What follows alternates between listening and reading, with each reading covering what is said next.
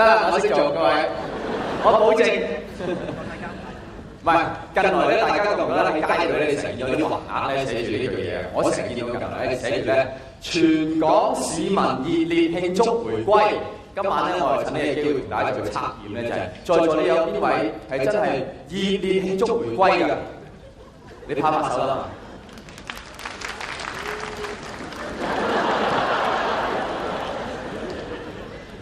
除咗你之外，基本上呢度冇香港人。你們聽得明白嗎？可以嗎？沒問題，一點點啊！這個朋友有問題啊！真係認真啲，大家，你真係熱烈慶祝回歸嘅，你拍拍手啊！嚟，你阿媽就逼個仔拍啦，衰仔！而家咩時候啊？咁都唔拍，咁樣係叫熱烈啦！大家又聽到啦。全港市民熱烈慶祝回歸10隻字，有8隻字係呃人，係得翻回歸兩個字係真嘅，各位。但係你唔好睇小回歸呢兩個字啊，單單淨係因為呢兩隻字，我知道香港一定會好，因為大家記唔記得最初回歸唔係叫做回歸，最初回歸係叫做乜嘢？收翻。最初我哋叫做全港市民熱烈慶祝收翻。我又唔記得係幾時收翻會變咗叫做回歸，我淨係記得咧，嗱，收翻嘅意思咧就係好被動啊，夾硬嚟㗎，人哋都唔想㗎嚇。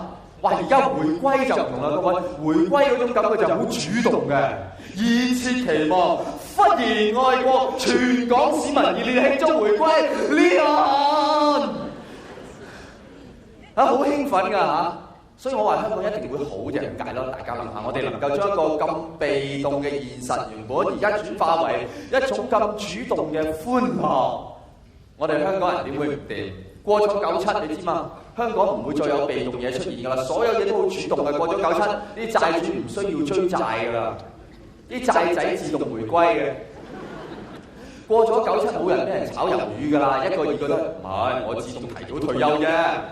過咗97冇打劫㗎啦，傻啦！你邊有打劫我啫？即係而家貧富懸殊，我同你分錢使咁解啫嘛。咁你做咩仲吉我一嘢啊？你嗱流血啦，唔緊要，我都諗住去輸血㗎啦。大家知唔知道？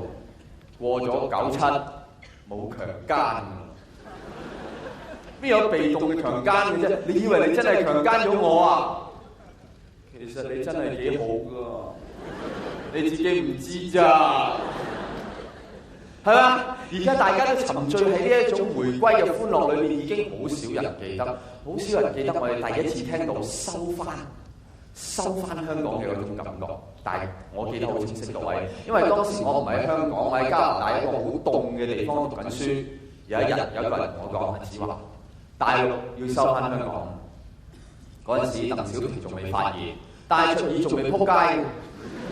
但我信，可能你真係你成日住喺啲萬里冰封嘅地方咧，你好容易相信一啲好不可思議嘅事嘅。嗰陣時我信有 UFO 㗎，我覺得我每日見到起碼3隻。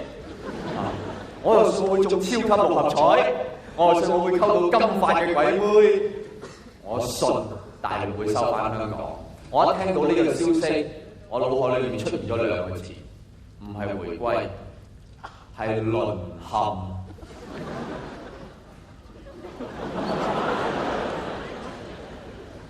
滿清達子終於都入關，攞碼頭過路溝橋啦！共產黨終於都解放香港，香港淪陷啦！而我就要由留學變成留低，以後我再見唔到爸爸媽媽、兄弟姊妹同埋屋企隻狗啦！但我冇狗喎，係咯，咁咪見唔到咯！以後如果好彩，我可以每個月寄啲舊衫翻去俾香港。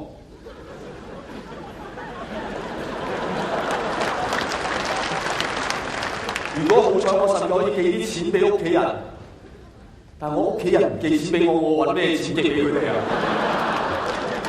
而家我只不過一個難民嚟咋。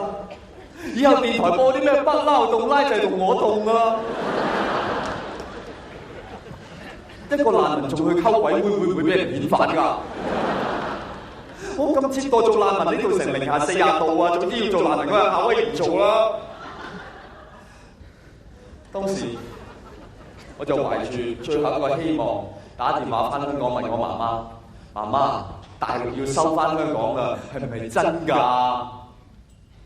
我媽媽用3個字嚟答覆我，呢3個字我呢一世人都記得，係我呢世人聽過最瀟灑嘅3個字。媽媽，大陸要收翻香港啊，係咪啊？我媽媽話：係咩？砰！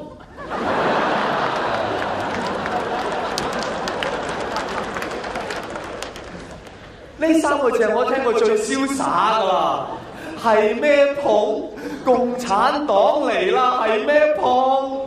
唔可以更加瀟灑啦，除非係咩食啊，咁啊瀟灑。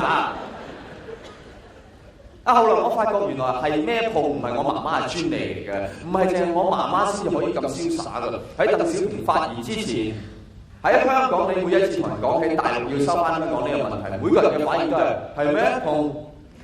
冇人會主動提起，從來冇人講呢件事。大家知唔知點解？我分析過有3個理論。第一個理論咧叫做唔提唔記得論。點解冇人提起大陸要收翻香港啊？因為大陸要收翻香港呢單嘢，大陸係唔記得㗎。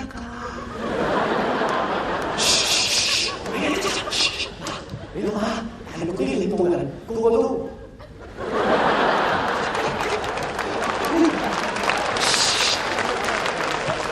呢頭講嗰頭講，你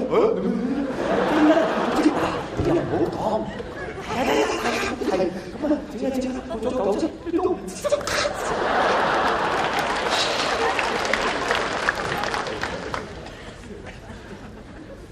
第2個理論咧，我叫佢做外資論，即係點解從來冇人會提及香港會俾大陸收翻咧？即係喂，有外資病你去驗啊？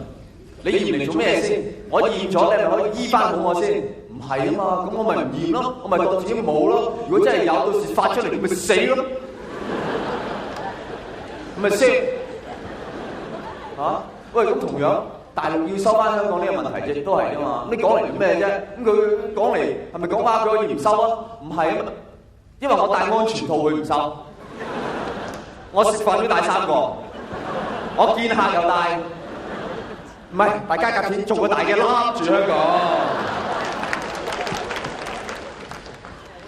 咁唔係啊嘛，你講唔講佢係收就收啦，唔好